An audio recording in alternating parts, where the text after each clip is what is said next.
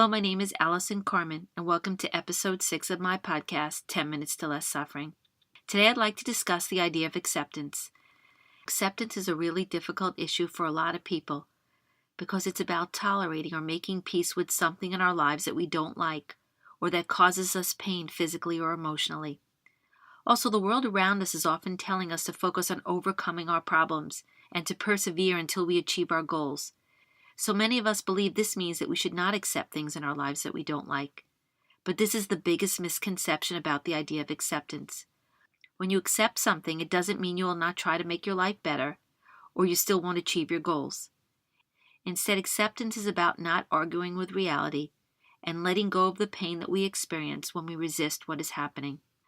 I am sure many of you listening to this podcast can easily identify with a problem that you are wrestling with in your mind right now. The key to less suffering and possibly finding a solution is to stop holding on to the way things were before your problem occurred, or to stop holding on to the thought that things should have worked out differently. Resisting the flow of life will only make us unhappy. It takes courage and strength to accept life the way it is. But the ability to let go of things in everyday life is the beginning to finding peace, and maybe even making our situation better. There are different types of acceptances that we can implement in our lives. And today I'd like to focus on what I call out-of-control acceptance and problem acceptance. I will not be discussing very complex issues like a life-threatening illness or the loss of a loved one. The podcast is only 10 minutes, and the process for these types of acceptances are more complicated, and maybe we could discuss them another time. For now, I'd like to focus on the resistance we have to common day issues in our personal and business lives, and how we can use these acceptance techniques to reduce our suffering and find more peace and joy.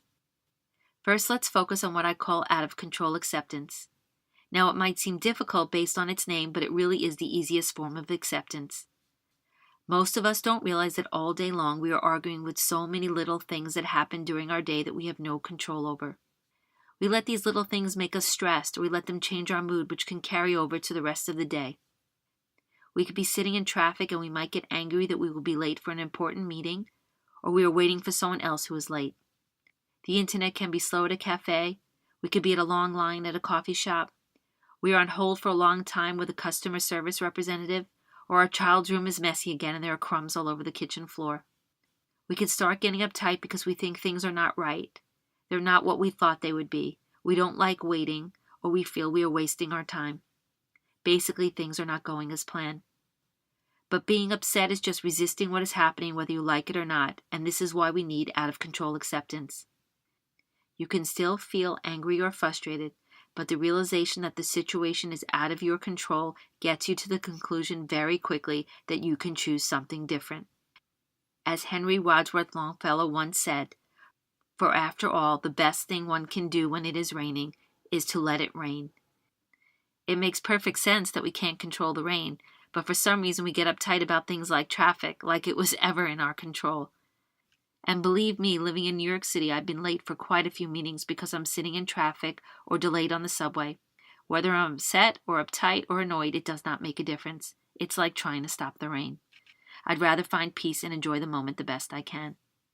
So the minute you recognize something is totally out of your control, that is your signal to let go and try to make the best of what is happening. The other type of acceptance I'd like to discuss is problem acceptance. Now, problem acceptance is tricky because you might be able to do something about it in the future. We can often get confused between arguing a problem exists and actually solving the problem or making a change. Some of us have a tendency to go over a problem in our minds again and again like a broken record. We have trouble believing the situation is happening, we don't want it to be true, and we can keep analyzing how it happened and how it could have been different. But repeating things over and over again in our minds and to our friends and coworkers and anyone else that will listen to our problem can prevent us from moving forward. Sure, we need to process our emotions, but arguing with reality just keeps us in the same pain we were in the first time we learned about our problem. And problem acceptance doesn't mean you're saying you like what is happening or you won't try to change it. You just accept it as a fact in this moment. It is hard sometimes because we don't want certain things to be true. But problem acceptance gives you the opportunity to reduce your pain and to be so present and open to what is and also what can be. Before I give you an exercise to help you embrace the idea of acceptance, I'd like to tell you a quick story about my client Anthony, who lost one of his biggest clients a few years ago. When he came to see me, he was very upset. We spoke about the loss of his client for our entire session. At the end of the session, after going over everything that transpired with his client for the past few months, we both agreed that we had no idea what happened. Anthony's client would not call him back, and at this point there was nothing he could do. The next 3 meetings, Anthony and I had practically the same conversation. Anthony kept saying he was so upset he lost his client. It was not right, and his client should never have left him. It was a terrible mistake. And he was also upset how it was going to affect his business moving forward. So when we reached week 5 and Anthony was still just as upset about losing his client, it became very clear to me that Anthony was having trouble accepting the situation. It was keeping him stuck and not letting him start thinking about new ideas for his business and how to get new clients. After explaining to Anthony about the power of acceptance, I asked Anthony to repeat to me the following words: I lost my client and I accept it. I explained to Anthony that not accepting the situation made him feel so bad because it was causing him to go into the past and try to undo something that has already happened. You can't change the past. You could only accept it, and you can only accept this moment. With a lot of resistance, Anthony said, I lost my client. And then we sat silently for a few minutes. Anthony then told me how horrible it made him feel to accept that he lost his client, but at the same time he felt relieved. He said, I was so afraid to accept it because I thought I would go out of business without this client. It felt like I would stop breathing. Anthony then said, but here I am, and what should I do now? It was not easy, and Anthony had to work very hard, but within a few months he was able to get a few small clients, and within a few years his business made a full recovery. And Anthony has got accustomed to clients coming and going as the nature of his business. So I'd like to share the following exercise to help you find more acceptance in your life. First, write down all the little stuff that annoys you each day. I'm talking about traffic, your child's messy room, delays in an airport. Recognize which ones you cannot control and make a commitment right now to accept them. And yes, there will be surprising stuff that happens each day, but if you create awareness around this and see how these little things can put you in a bad mood or create stress, it can easily be released with a deep breath and a commitment to let go of things that you can't control. So the next time you get upset, remember to ask yourself, is this out of my control? Can I find peace instead? Now, problem acceptance can be more challenging because these are problems that we might be able to change moving forward. But we still need to get into the habit of asking ourselves when we start to feel angry, resistant, sad, can I change the fact that this situation is happening right now?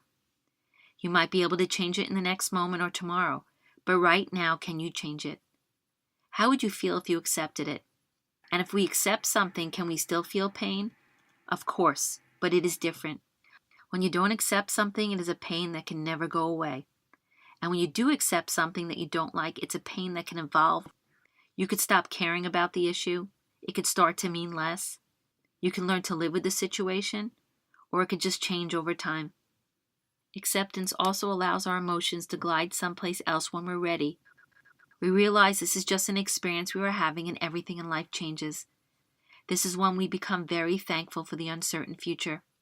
If we don't know what will happen next, this means that things can get better, or we could find a way to live with whatever we are experiencing and still be okay.